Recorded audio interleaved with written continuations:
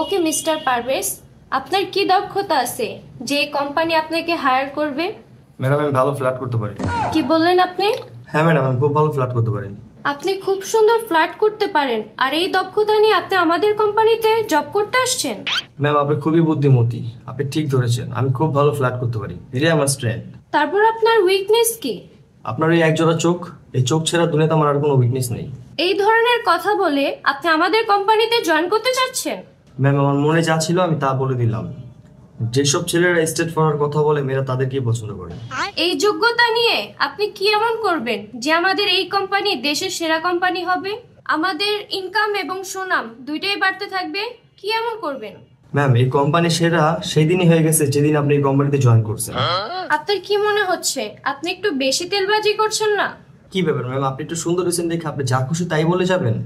আপনি হয়তো আমার উপরের পোস্টে আছেন, আমি আপনার নিচের পোস্টে আছি, তার মানে এই না যে সবকিছু টলারেট করা যাবে। আপনি আমার থেকে নিচের পোস্টে আছেন আর আমি আপনার থেকে উপরে পোস্টে আছি, আর আপনাকে তো এখনো চাকরিই দেওয়া হয়নি। আরেক সেকেন্ড, আপনি জানি কি বললেন আমাকে? এই পৃথিবীর সব থেকে কঠিনতম, কঠোর ও রূঢ় সত্য আমি আপনাকে বলেছি, এই পৃথিবীর সব থেকে সুন্দর নারী আপনি।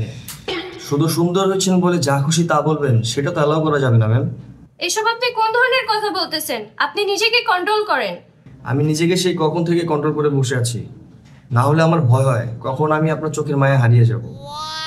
ম্যাম আপনি আমার চোখের দিকে এভাবে তাকিয়ে থাকবেন না, আমার ভয় হয় কখন আমি আপনার চোখের মায়া হারিয়ে যাই।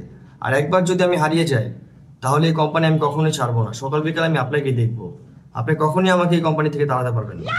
শুনেন মিস্টার পারভেজ, ম্যাডাম আমি কখন থেকে তো আপনাকে শুনতেছি, আর বছরের পর বছর আমি আপনাকে শুনতেছি।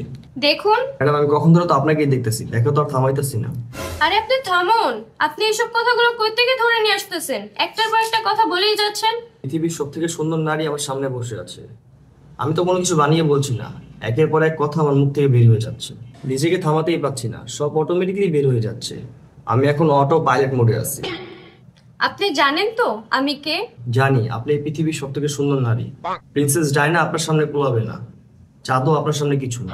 আপনি তো জানেন আমার কি পজিশন, আই মিন আমি এই কোম্পানির ম্যানেজার। আপনি আমার সাথে এইসব কথা বলার সাহস কোথায় পাচ্ছেন?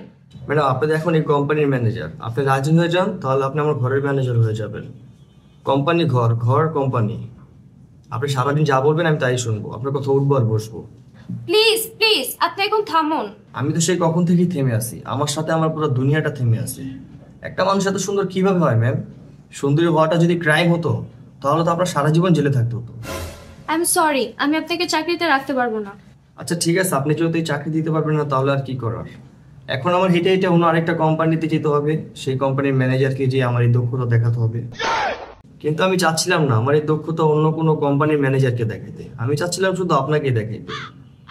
কিন্তু কি করব ম্যাম, চাকরিরও খুব দরকার।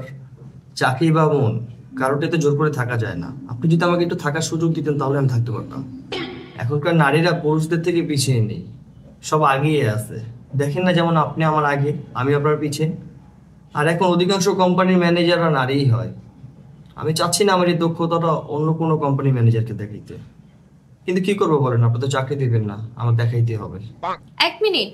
1 মিনিট না, আপনি 10 মিনিট, আধা ঘন্টা, যতক্ষণ সময় নেন, আমি আছি, সমস্যা নেই। আরে থামুন, আপনি কি সব কোম্পানিতে যে একই ধরনের কথা বলেন? জানি না ম্যাম। জানেন না মানে? আপনাকে জানতে হবে। কি জানবো? আপনি এই ধরনের কথা আর কারোর সাথে বলবেন কিনা সেটা আমার জানতে হবে। জানি না, হয়তো বলবো নয়তো বলবো না। তুমি আমার সাথে এরকমটা কিভাবে করতে পারো? আমি তো কিছুই করিনি ম্যাম, যা করার আপনি করছেন। চাকরি দেওয়ার আগে চাকরি থেকে ফায়ার করে দিয়েছেন। তুমি এই কোম্পানি ছেড়ে কোথাও যাবা না, এইভাবে অন্য কোনো ম্যানেজারের সাথে কথা বলার কোনো প্রশ্নই আসে না। আপনি থেকে যেতে বলো তো আমি কোথাও যাবো না, আমি থেকেই যাবো, এখানেই সারা জীবন থেকে যাবো। কিন্তু হ্যান্ডসাম একটা স্যালারি না হলে তো আর থাকা যায় না ম্যাম, বাজারে যে একটা অবস্থা। এই কোম্পানিতে আপনাকে হায়ার করা হলো, আপনার বেতন 50,000 টাকা। কিন্তু ম্যাম আমি আগে যে কোম্পানিতে ছিলাম সেই কোম্পানিতে বেতন ছিল 75,000, একটু কম হয়ে গেল। আচ্ছা আমি উঠি। 1 লাখ টাকা। আপনি এই কোম্পানিতেই থাকেন। আচ্ছা ঠিক আছে ম্যাডাম।